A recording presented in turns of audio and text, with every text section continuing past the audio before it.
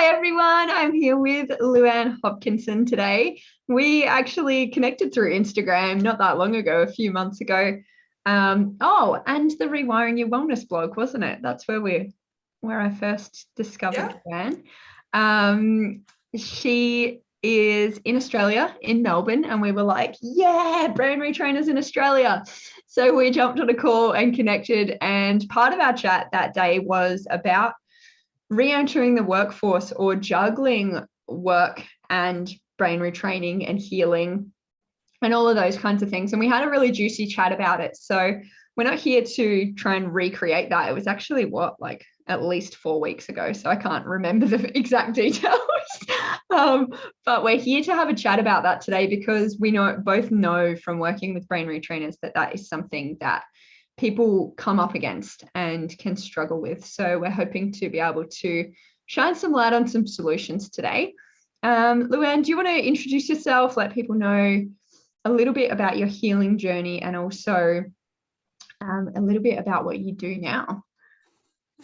Yeah, sure. Hi, everyone. Thanks, Bianca. My name is Luanne and I am a clinical nutritionist and a neuroplasticity coach. And I used to be a IT senior project manager in financial services. And I had a very, very busy job and a busy life and a lot of responsibility. And when I finally crashed the big one and got unwell, for me, it was a bit of a progression. I was tired, I had rashes, I had stomach issues for like a year and a half, something like that. And even before that, if I look back now, which you do, once it's happened, you can see backwards. You know, I had IBS. I was never quite as energetic as other people. I had anxiety. I'd had panic attacks in the past. All of these things that kind of build up together. And I was doing I thought I had a really good life because, you know, I was having a lot of fun. I was working, I was going out. I was getting tireder and tireder. And I started changing my schedule so I could work 4 days a week. I started having to come home from work for naps. And I was really lucky that I lived close to work. And then I got engaged. And it was amazing. And then 2 weeks later, I couldn't get out of bed. It was like, that's it, game over. I was still trying to work. I couldn't get out of bed. I was still ringing the office. I was trying to get other people to do things while I was still organizing and managing. I couldn't let go. Even though I was so sick, I was literally sleeping 20 hours a day. And I was shot. Yeah. So yeah. And it took me quite a lot of effort to let go of that and finally get to the point where I had to give up and just say, I can't come back to work. Like I kept taking time off.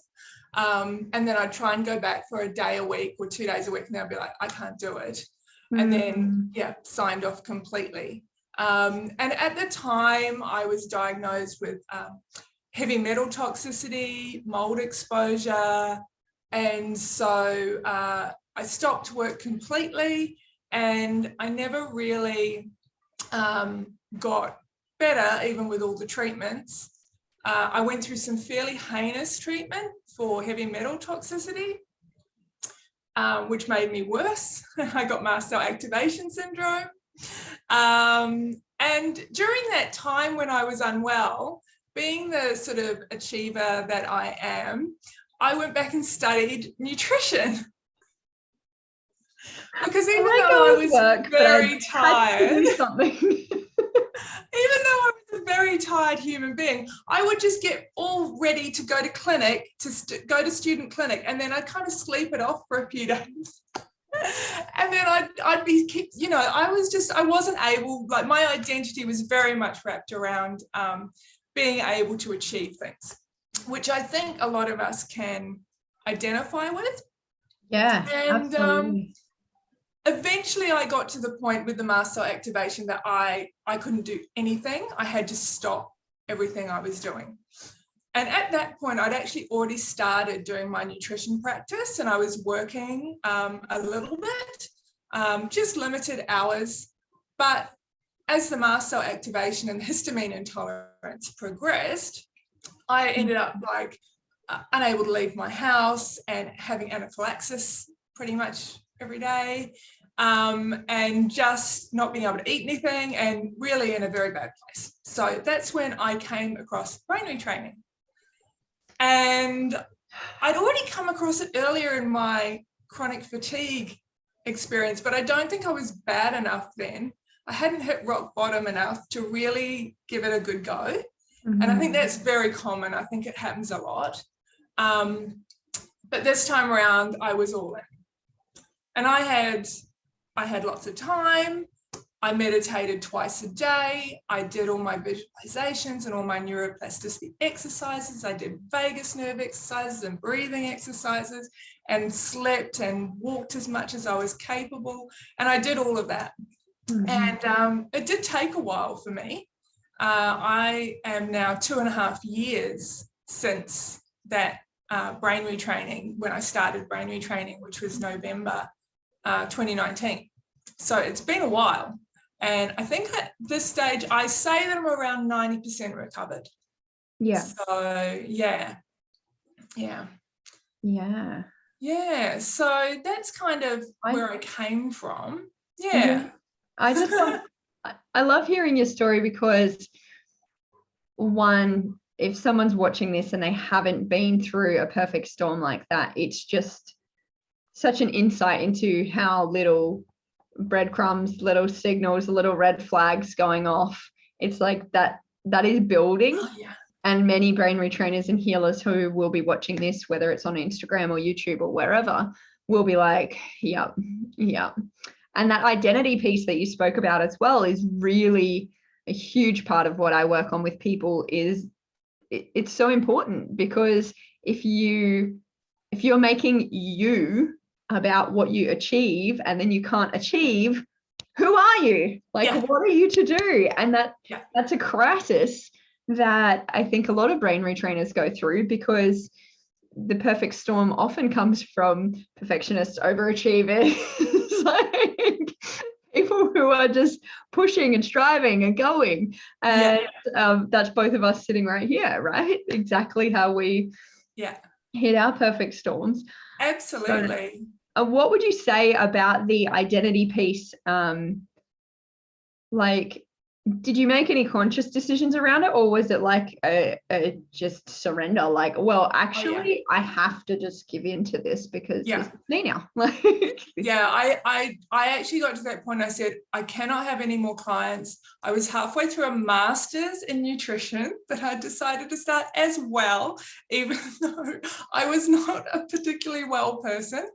And I am giving up the master's partway through, and stopping all my clients was just, it was heartbreaking. And it was, I feel emotional. It was like losing myself, my whole sense of self. And I feel like a big part of the healing process for me was complete acceptance and surrender to what was happening. Yeah. And being able to just be like,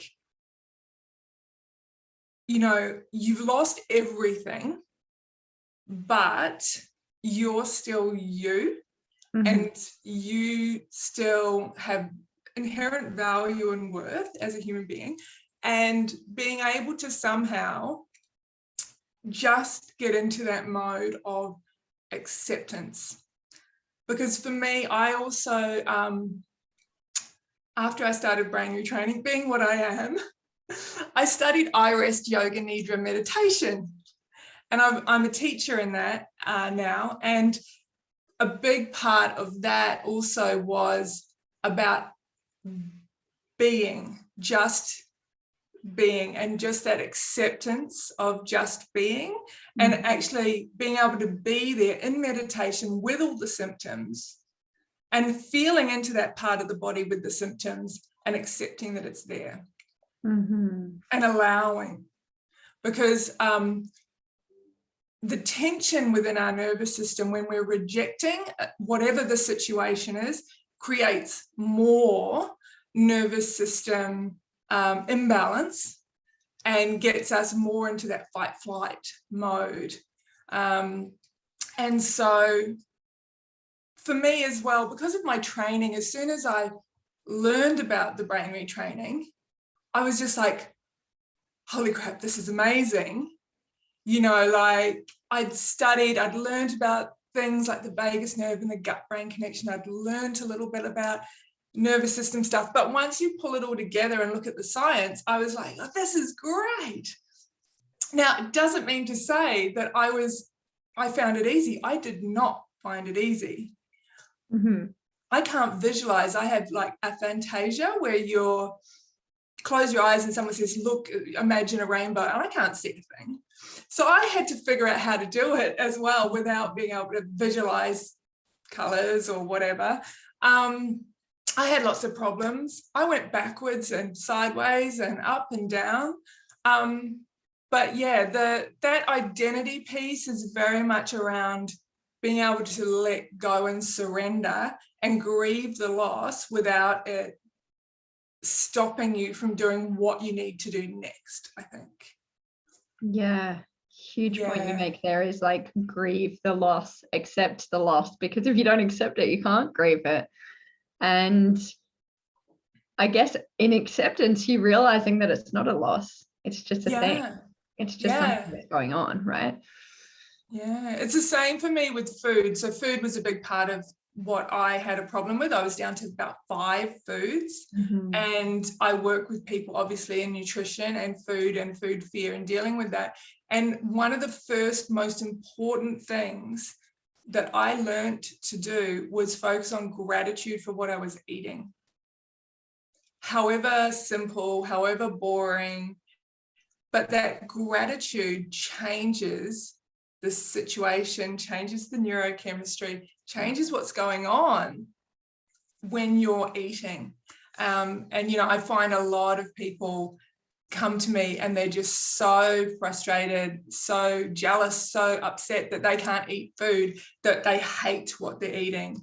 And that, you know, changing that energy is a big thing.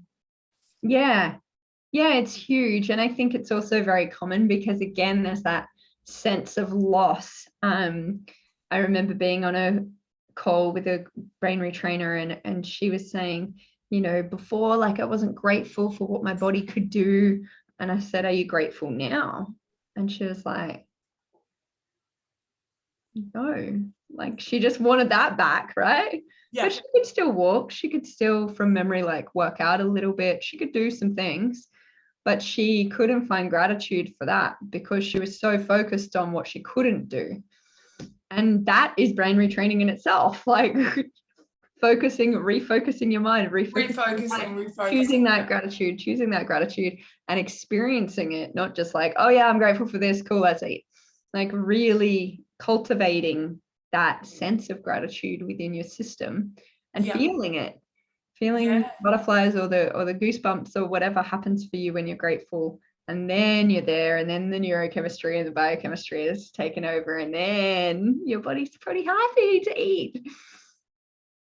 So let's chat then about these transitions. And I know in our last conversation, I was asking you, because work for me is something that can tip me, like it can send me on a wonky day or a wonky little ebb. And so I was asking you, like, how did you go about going back to work after having all the time and brain retraining and studying and accepting and going on the journey that you went on, moving back into work? What was that experience like for you, and what do you think went well, and maybe what would you do differently if there was anything? There's a lot of I wish I'd done this a little bit differently. I think one of the most important things for that transition is the pacing back in, right? And luckily, you know, in my own business, I started with one client. So I started with one client with one initial session that went for an hour and a half, and I still crashed afterwards. I was quite tired afterwards because it was new. Now, the important thing to remember is if you are a perfectly healthy person and you go on holiday for a month and you go back to work, you are tired as for the first week. Yeah. Like you're exhausted because you've been on holiday. I mean, I'd done that in the past. I'd gone away for 3 months and then come back and got myself a job, and you're exhausted. Full-time work is so hard. So keeping it in context, right?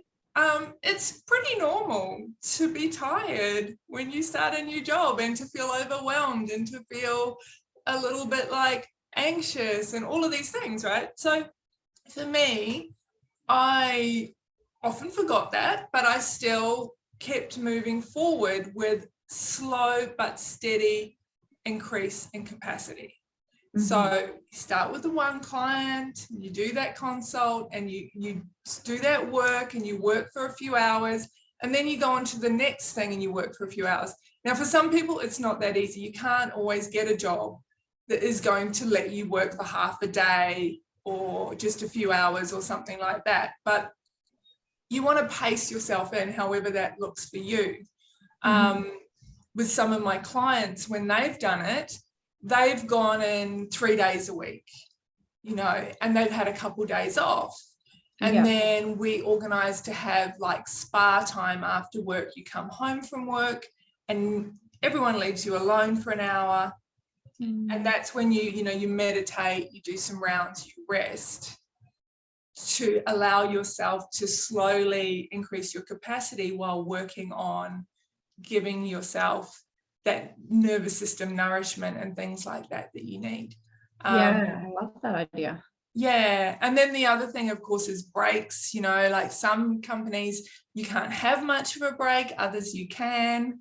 So working on your breaks and going in the bathroom and doing some breathing exercises, stuff like that. Or outside, if you prefer, not the toilets, and that's possible.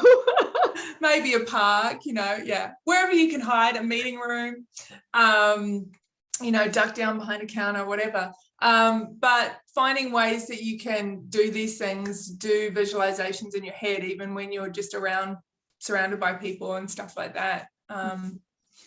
And, for me, it was very much still that up, down. You find your nervous system gets a bit activated. You don't sleep that night, or, you've done too much work. You have a bit of a dip the next day. That's pretty normal. That's going to happen because that's what our nervous system does. Like it's constantly looking for homeostasis, just the way as our body is. And so it swings a bit too far this way, then it swings a bit too far this way, and it slowly gets to the center point. But, we're not robots and it moves around. So for me, it was just continually increasing my workload, giving myself breaks, giving myself walks, meditations, time in nature, all of those things in between the work, and not letting the work take over, which is my tendency. And I think can be a lot harder when you're working for yourself and you're a one-man band, which we were talking about before we hit record, and B, doing something you're so excited about and passionate about, and especially if you just studied, you're like, I want to get out and play with this, I imagine. Well, that's the thing. And because I'd seen some nutrition clients before, but now I knew all this other stuff. And so I started with some nutrition clients and I was like, this isn't right. I can't just teach nutrition. I have to teach brain retraining as well. And I have to bring in all of the practices that I know and pull them all together. So now I don't just do nutrition. If somebody does nutrition with me, they do everything. They get the whole package because I want them to know all the tools that are available to create their toolbox and, find which ones are right for them. And getting back out there, I was so excited. I just want to help everyone. It's so easy to burn out when you just want to help everyone because, you do find with social media that there's a lot of there's a lot of people coming in with questions and asking stuff, and it does get quite tiring. So you do have to manage your energy. You have to think about how are you going to structure your day. What are you going to do? How are you going to organize blocks of time so that you're not just working? Because if I'm not really strict with myself, I'll just keep going. And if my partner wasn't around, I would just keep going. And then I notice when I've done too much. Yeah. And actually, the more you do it and the more your nervous system settles, the more you get that you can feel that check engine light earlier. Yeah. You know, I feel a bit of a hum in my body, or I might feel a bit of tiredness creeping in. I can feel it starting. Yeah, I get that too. Everyone sort of gets to that point where it's like you learn, what is your tell, right? What is your check engine light? What is that signal that you feel? Is it a cramping in the stomach because you're tense, or is it your shoulders? Is it your jaw?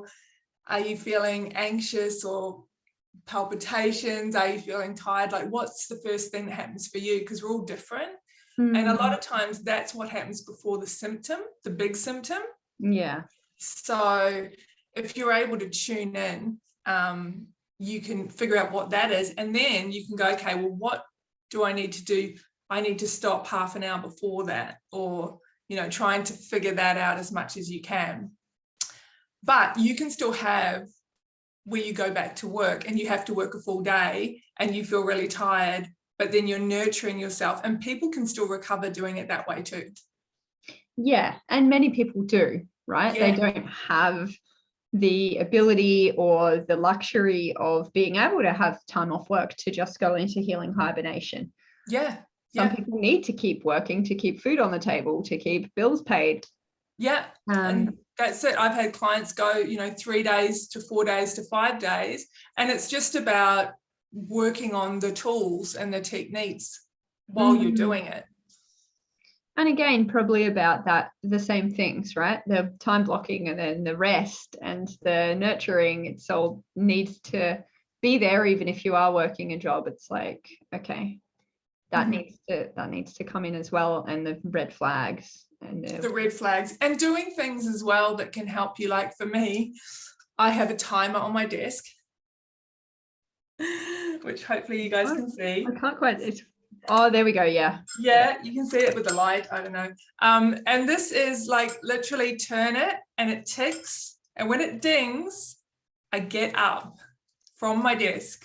You know, it's like forcing yourself to be reminded of time passing, because it can be easy if you're engrossed in work not to notice time pass. 3 hours have gone by and you haven't moved. And movement's a big thing, as you know, you well know. That's what you do so much of in the laughter yoga. And you know, if you're stuck sitting in the same spot all the time, your circulation's cut off, your lymphatic system's not moving. You want to get up and walk and have those regular movement breaks as well. So yeah, so that's the sort of other kinds of tools you can use too.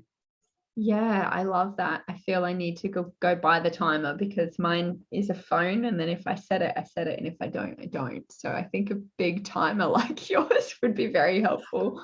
Still, sometimes I ignore it, but I try and put it on my keyboard. Get out of my way. Yeah, it's like I have to turn you on to move you, you know. So that, you know, sometimes we have to be quite strict with ourselves to try and follow some form of routine that works for us.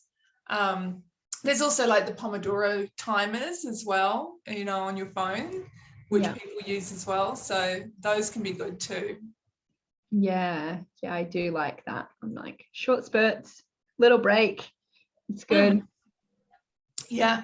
And you've got to find out what works best for you. I tried it. 20 minutes isn't long enough for me. I need a bit longer because I really get in flow. And then, so more like half an hour. But everyone's a little bit different. I think that's why it's good to have someone who can mirror back to you, like what's going on, what you're doing, and is it working, and like helping you kind of, because sometimes when you're in it, you know, all you can see is the demands upon you and not the clearing spaces that you can make, you know. Yeah, Totally. Sometimes I feel like waving the flag at my partner, like I'm in overdrive over here, like pull me out, I just need a break. But I can't because I got this to do and this to do, and I just do this, I'll just do that, and I'll just do that. Yeah. And then it'll be midnight. Yeah. And my partner often says, you know, well, is it a wish list or a to-do list? Like, how many of those things are absolutes? And that prioritization when we do our to-do list as well is really important. You know, yeah, the must-haves and then the like-to-haves and things like that. What can you push out? Because we often overschedule. People underestimate how much they can do in a day, and they underestimate how much they can do in a year. I don't remember where I got that quote from, but it's very true. Overestimate. Yeah. I've heard overestimate what they can do in a year and underestimate what they can do in 5 years. Yeah. With like business building, but same thing, right? Yeah. And yeah, it kind of feels relieving when you do that, because I've done that at times where I'm like, okay, what do I have to do today? Because I'm exhausted today. What do I have to do? Like, oh, well, really, I just have to send this one thing to this one person. Everything else could wait till tomorrow or the next day or the next day or the next day. And that can be incredibly relieving. And also for the achievers in the house, you feel like, okay, I've done the thing. Yay, me. And if you get anything above and beyond done, great. And if you need to take the rest of the day to rest or be away from technology or whatever it is, then you can do that, and it feels better to me personally that way. Yeah. And realizing which parts of it are maybe people pleasing or you know, that like where are those parts of us taking over, taking control, and where we can bring in our observer and we can see what's going on and we go, okay, that's that old friend of mine again. Hi, no. We're not doing it that way today, you know.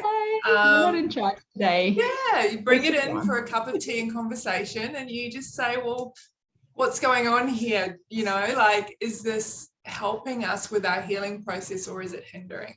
And realizing that sometimes we just have to do things, and that's cool. But where we can, if we're able to pace things, then we will. And then also, you know, for situations where you can't pace, you can use visualization as well. Visualization of sitting at your desk feeling calm, you know, having a meeting and it going well. All those kinds of visualization options as well, where you're really like using that preemptive capacity in our brain, just the way athletes do when they visualize shooting that basketball hoop.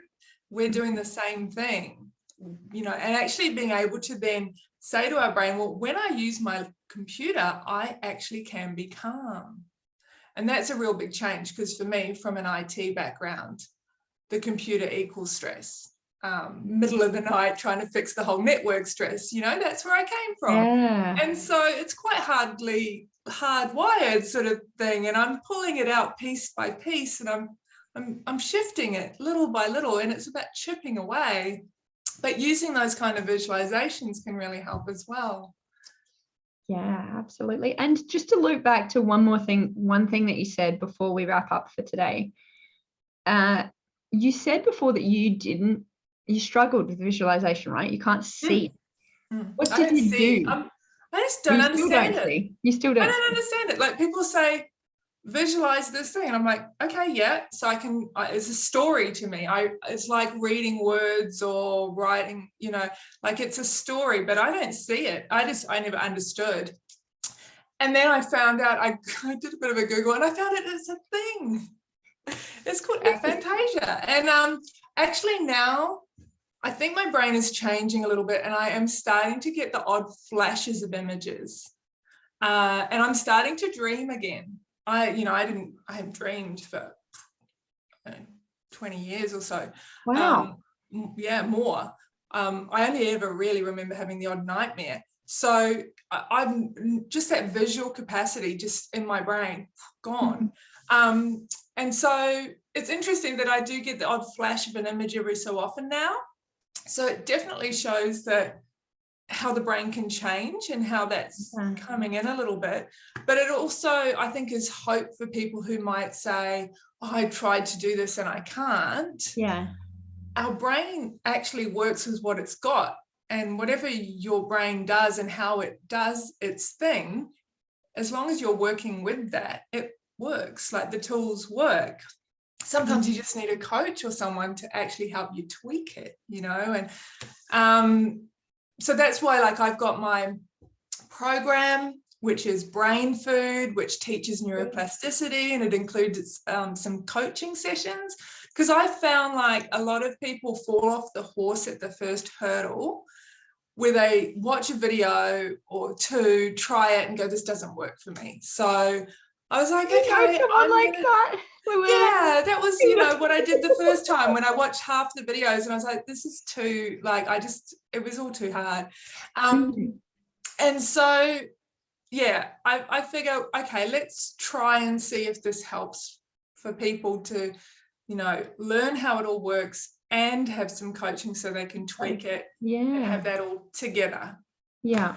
In one little package for them. So, you know, teaching, and this is my own method, because the methods I used, I didn't like this and I didn't like that and I didn't like the other thing. And some of them just didn't work for me because I couldn't visualize. And so I did definitely change things around a lot for myself. And so then I was like, well, when I want to teach people, how do I want to teach them? What do I want to bring in? I brought in a bit more somatic presence. I brought in a bit more positive stuff, because I felt like some of them focused on some of the negatives. And so I changed a lot of that stuff around for myself, for what worked for me, and, you know, what can work for my clients as well. So, yeah, super important. And I think that somatic approach and the grouping and I always call it like a patchwork of skills that you're bringing to the table, that I do, because I came from a coaching background as well. And like, you know, and the laughter, obviously not every brain retrainer is using laughter, but all the little pieces. I did use that.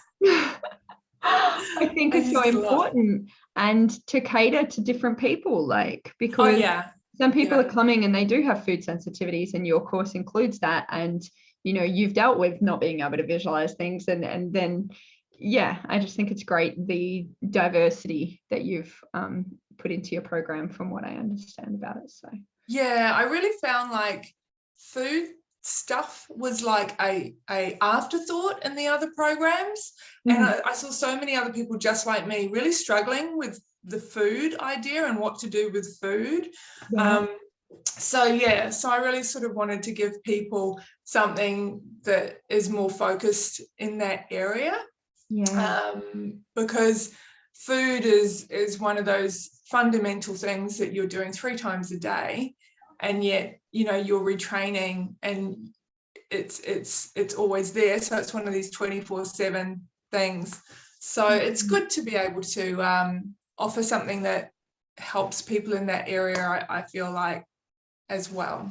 Yeah, absolutely. And if people want to connect with you, obviously I can tag you into this video. Whereabouts can they find you online? So I've got a couple of different websites. I've got Oliver Health and Nutrition, which is my nutrition practice. And then I've also got Happy Without Histamine, which is my focus on products and tools and services for people with histamine intolerance and mast cell activation, which I had. And that's kind of my primary methods of providing courses and programs and recipe books and all that sort of stuff as well. So yeah, beautiful. Awesome. Thank you so much for your time. I know we've gone over. I kind of suspected that maybe we'd get into conversation. Went a little bit longer than planned, but I really appreciate you jumping on today and sharing what you have shared. And for those of you who are watching who aren't connected with Luanne, you can find her around the place, Instagram, and you're also on Facebook. Do you have? Yeah. Same name, Oliver Health and Nutrition, and Happy Without Histamine on Facebook as well, and the websites. Awesome. Thanks, Bianca. No worries.